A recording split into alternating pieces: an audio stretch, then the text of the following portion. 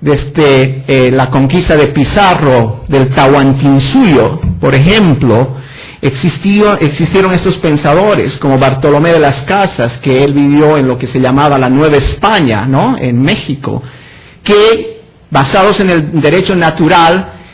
claramente desde una inspiración cristiana decían que cada ser humano ha sido creado a la imagen y semejanza de Dios. Y porque cada ser humano ha sido creado a la imagen y semejanza de Dios, entonces las comunidades indígenas, las naciones tanto del Tahuantinsuyo como las naciones aztecas y mayas eran iguales a las naciones europeas. Pero si el relativismo moral se aplicara a esa situación, o la doctrina de los estudios críticos legales, no sería posible hablar claramente de esa moralidad.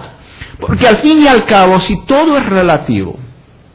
y no hay nada absoluto, ¿cómo Bartolomé de las Casas y otros pensadores que lucharon en contra de la explotación y la discriminación de las comunidades indígenas hubieran podido decir que las instituciones como la encomienda y la mita eran instituciones contrarias al ordenamiento natural? Porque al fin y al cabo, en ese momento, el derecho positivo que existía era un derecho colonial, una imposición imperialista de España hacia las naciones del Nuevo Mundo. Entonces, ese era el derecho positivo, un derecho español. Desde esa perspectiva de poder y de derecho positivo, la ley indicaba claramente, la imposición de esa ley, que las personas indígenas no eran realmente, no se reconocían los derechos de las personas indígenas, y más bien el derecho positivo ayudaba a la explotación de los pueblos indígenas. Pero como sí existe un derecho natural, que indica claramente que un derecho positivo injusto no es ley, entonces se pudo organizar movimientos de justicia social que llevaron a la liberación de ciertos grupos indígenas. Esa es nuestra realidad. Somos peruanos, somos bolivianos, somos ecuatorianos, no somos españoles. Entonces vivimos en esta amada patria sudamericana, latinoamericana. Entonces esa es la historia que tenemos.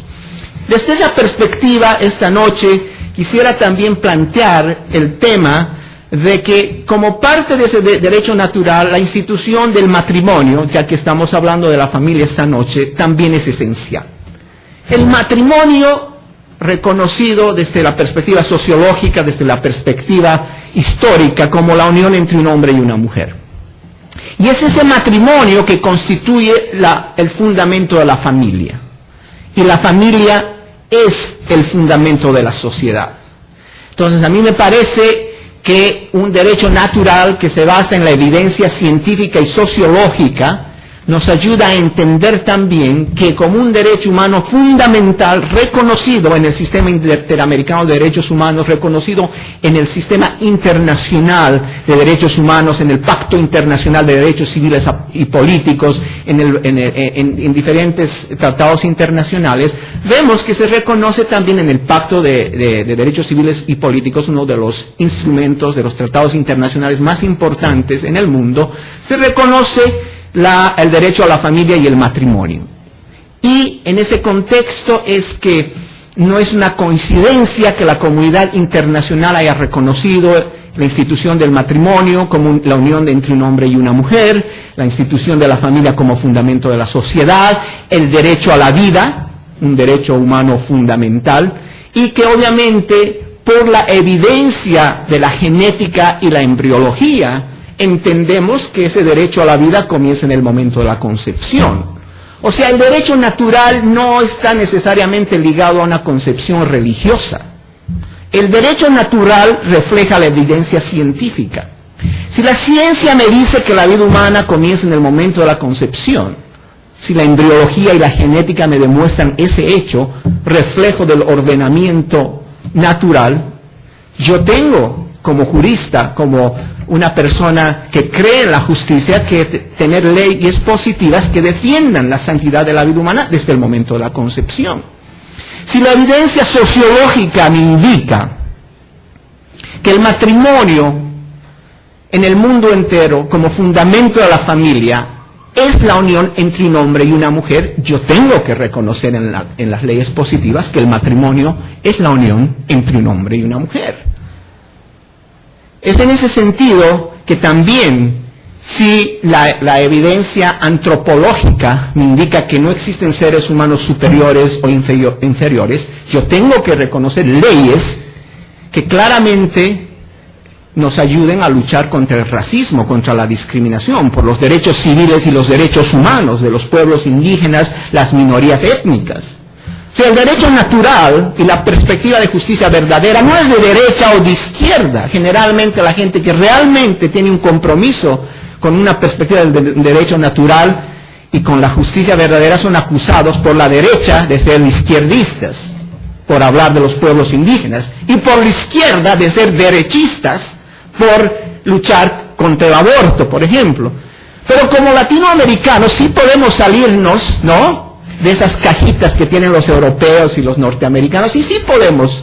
ser y de derecha y de izquierda,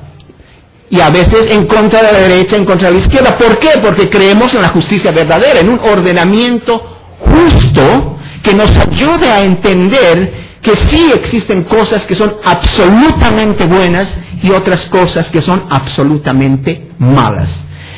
Si somos capaces de desarrollar nuestra imaginación jurídica, entendiendo nuestras culturas y sintiéndonos orgullosos de haber nacido en esta gran patria latinoamericana, yo pienso que entonces en tiempos de globalización no seremos simplemente traductores de libros en inglés o en francés y repetidores de las ideas europeas o las ideas de Estados Unidos, sino seremos los creadores del pensamiento jurídico capaz de desafiar a las fuerzas extremistas, capaces de hablar con un lenguaje de justicia.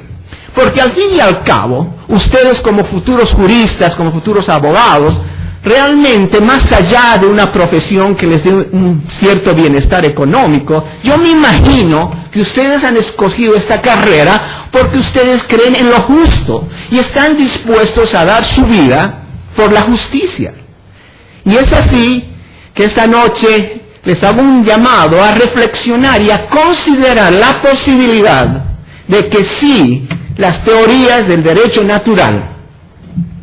el entendimiento de la existencia de valores éticos absolutos que nos ayudan a distinguir lo bueno de lo malo, es una posibilidad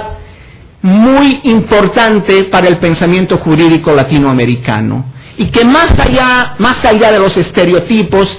y de los pensamientos jurídicos que vienen de Europa y de Estados Unidos, que pretenden deconstruir a los derechos humanos verdaderos, podemos fortalecer el pensamiento de los derechos humanos desde la perspectiva latinoamericana, defendiendo el derecho a la vida como el derecho humano más importante desde el momento de la concepción, el derecho al matrimonio como la unión entre un hombre y una mujer, el derecho a la familia, el derecho a la igualdad de los pueblos indígenas de nuestro amado continente, y también involucrarnos en la lucha por los derechos humanos de todas las minorías,